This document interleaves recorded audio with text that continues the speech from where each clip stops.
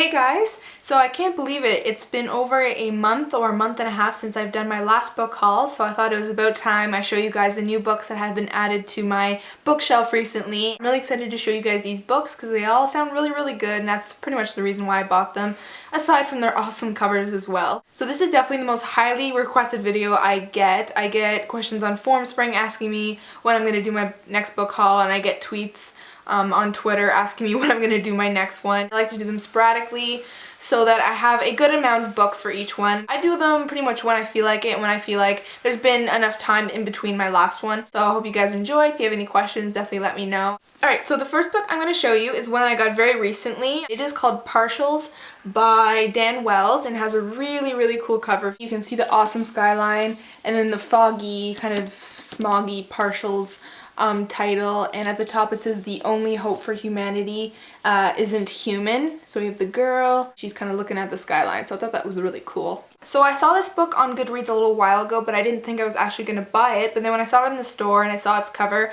was really intrigued to see what it was about. The human race is all but extinct after a war with the Partials. Engineered organic beings identical to humans has decimated the population. Reduced to only tens of thousands of RM, a weaponized virus to only a fraction of humanity is immune. The survivors in North America have huddled together in Long Island while the Partials have mysteriously retreated. But worse, no baby has been born immune to RM in more than a decade. Kira, a 16-year-old girl, medic in training, is on the front lines of this battle, seeing RM ravage the community while mandatory pregnancy laws have pushed what's left of humanity to the brink of civil war. She will find out that the survival of humans and Partials alike rests in her attempts to uncover the connections between them. Connections that humanity has forgotten or perhaps never even knew what they were there. So this sounded like a really cool dystopian-esque futuristic book that looked really cool, so I'm very excited to read it and learn about the main character and learn more about the world, because the world sounds very cool and really unique. So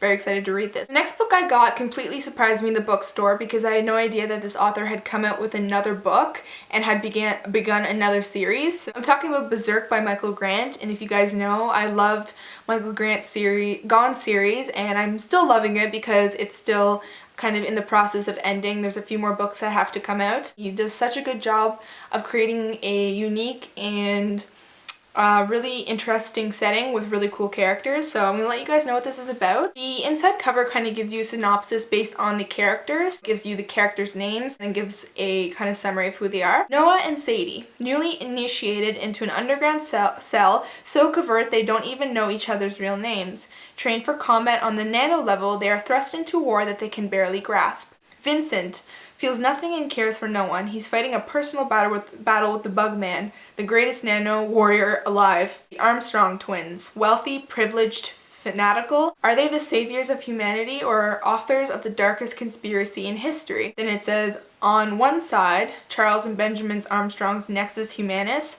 On the other, a group of teen hackers who call themselves Berserk. The inside cover does not give a lot of details. The world is very broad in the way it's described, so you don't really know what is going into this and what exactly those things mean and what the heck are nano warriors. That's what really intrigued me, is that I wasn't sure what I'm going to get into. My expectations are open-ended because I don't really know what to expect from this. If Michael Grant wrote it, it's definitely going to be good. The next book I got has a really awesome cover and a really cool plot as well, and I'm talking about Wildfire by Karsten, and it looks like this. As you guys can see, it says Wildfire across the top, and as well they have this amazing flower that's kind of having some smoke come out from the top of it. If you guys could feel the cover, you guys know it's like super velvety and really soft and smooth, and it's just awesome. Even the spine is awesome and I love it. Heard a lot of great things about it, and I didn't think I would end up buying this, but I kind of caved when I saw the cover and I heard what it was actually about, because I didn't know beforehand, so gonna let you guys know what it's about. So it says Ashleen Wild is having a rough sophomore year. She's struggling to find her place as the only Polynesian girl in her school. Her boyfriend just cheated on her, and now her runaway sister Eve has decided to barge back in her life. When Eve's violent behavior escalates and she does the unthinkable, Ash transfers to a remote private school nestled in California's redwoods, hoping to put the tragedy behind her. Just as Ash is beginning to enjoy her new school, being captain of the tennis team, a steamy romance with a hot local park ranger, she discovers that a group of gods and goddesses has been unknowingly summoned to Blackwood.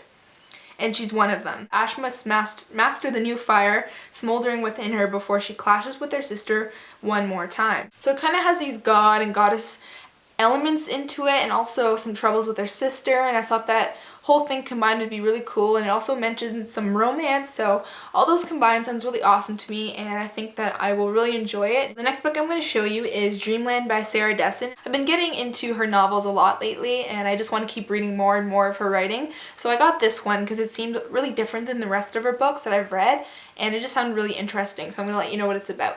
So it says, ever since she started going out with Rogerson Biscoe, Caitlin seems to have fallen into a semi-conscious dreamland where nothing is quite real. Rogerson is different from anyone Caitlin has ever known. He's magnetic, he's compelling, he's dangerous. Being with him makes Caitlin forget about everything else, her missing sister, her withdrawn mother, and her lackluster life. But what happens when being with Rogerson becomes a larger problem than being without him? So it has a different element to it that sounds kind of creepy.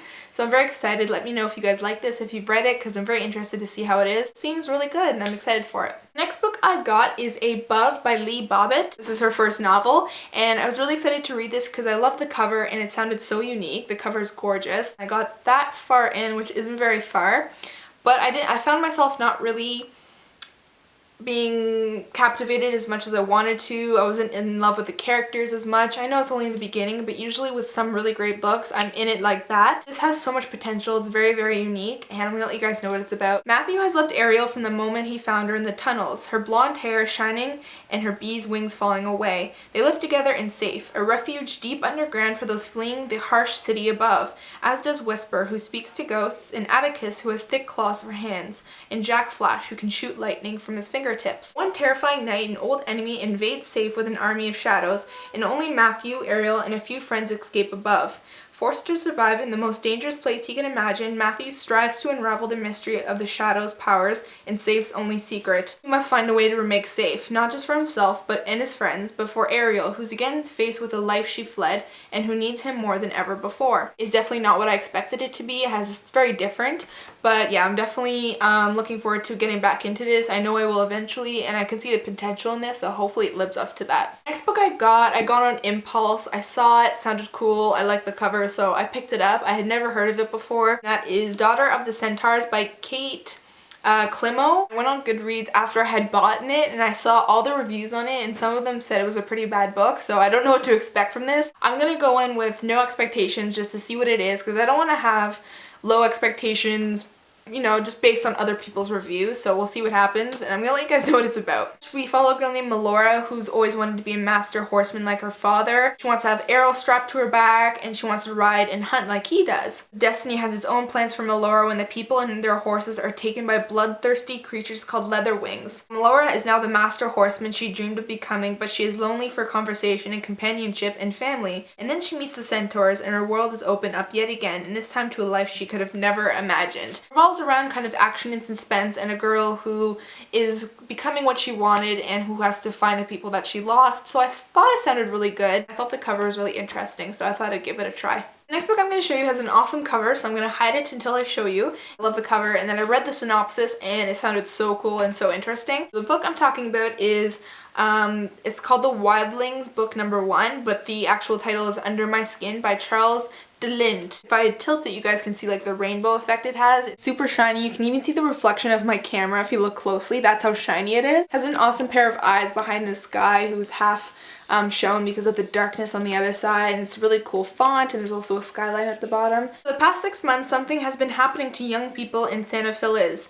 Week after week, there's a news of another teen changing shape, transforming from human into wild animal, and then back again. The federal government has stepped in, asking affected youth to turn themselves in for orientation and training. Josh Sanders has seen the news reports, but he's still unprepared when it happens to him. One minute he's arguing with his mother's boyfriend, and the next he's looming over the man, blood dripping from his claws.